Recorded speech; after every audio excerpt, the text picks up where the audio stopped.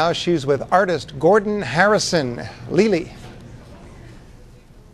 A celebration of color. That's how so much of Gordon Harrison's work has been described, and we are in his new Edinburgh studio. We're about to head over to his brand new gallery that is officially opening this Friday night over on Sussex Drive, and opening that gallery is Emond.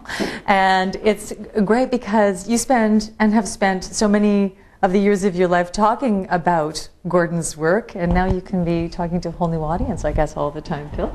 How do you best describe the pieces and what it is that Gordon brings to the canvas? What we do is we bring Canada to people. We showcase the beauty of Canada and the different colors and the different seasons of Canada. And we're all about landscapes, and we're all about different destinations that Gordon has traveled to and captured on his camera or painted outdoor and brought back and put on canvas. Now, you probably would have been with him for a lot of those travels. And is it fascinating for you to actually see how what you would have seen visually is translated, through paint onto the canvases? Yes, and I would say at times stressful. I do remember when we took our trip out west where we creatively rented a convertible and photograph as we were driving. So Gordon, as an example, on a trip, Gordon may paint 4,000 paintings, comes to the house, develops all of them. The house gets saturated with pictures, and he picks 40 that he's going to paint. So 40 paintings from 4,000 photographs. That's about it. Yes, I like to paint a series of work and body of work, so I go out and take a lot of photographs. I do some sketching as well, but generally speaking, I work for my photographs or from memory too. And we're going to be looking at so many of the images that you've painted over the years, and I know it embarrasses you, but a lot of people in the media have referred to you as the 8th member of the group of 7, and you've been called someone who celebrates color. And what do you most want people to know about what it is you do when you have brush in hand? I want people to recognize my work and see my body of work as something that I've really accomplished over the years. Also, I want people to recognize that I love working with children, and we have created the Gordon Harrison Art Inspirational Project, and we are working with a new school this year, and I'm excited about working with children and teaching them to paint and just teaching them to express their emotions through art. And is that how it started for you? Oh, it started a long time ago for me. Actually, to be honest with you, I was born tongue-tied, and I used to express myself at a very young age with pencil or crayon on paper, and I think that's where it all started. Well, we're glad you're so expressive, really glad you're so expressive. Now, the problem for me, and I don't know how it works for you, is everywhere I look, like I look at that piece and I think, oh, I think that's my favorite, and then you look somewhere else. Once you've lived with the pieces, do you find it hard to part with them ever?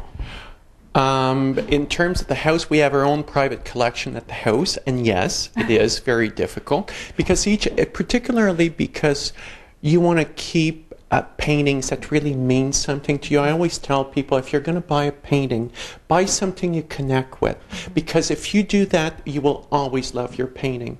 So it's nice to see people coming to our gallery and just connecting with the piece. Last week, a man of 70, we have a large fall piece, sat on the bench for about 10 minutes and started crying because it brought back so many memories about beautiful fall in the Gatineau Park, and it was just beautiful to see. Okay, that has to be a nice feeling when you can actually make people... know, it's happened a couple of times, and it's spooky, it's almost frightening, but it brings emotions internally too, to me, to see somebody. We had a lady come to our show a couple of years ago in June. It was a garden show that we have outside, and there was a painting on the garden, on the wall here, and she started to cry immediately because it was a painting, or it was a scene, or it was the exact tree that she used to sit under with her mother. Oh.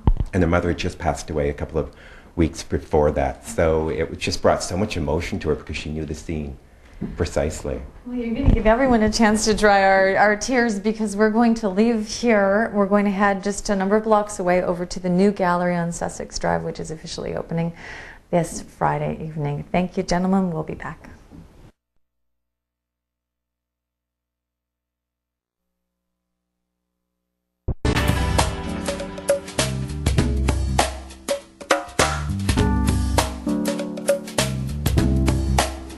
If only he'd get a little comfortable with color. Welcome to the Gordon Harrison Gallery. This is their new baby, just opening this Friday night on Sussex Drive. With Gordon Harrison, we gave you a chance to change your shirt because you left studio to come to gallery. Thank you. And we're with Phil, and you're very excited about your big opening, aren't you? Totally. It's a big night for us. We think, well, Gordon, you and I think Phil has made up his new title, which is gallerist. I am a gallerist, yes. That's apparently a new word. Had you heard? It's new for me, but I like it.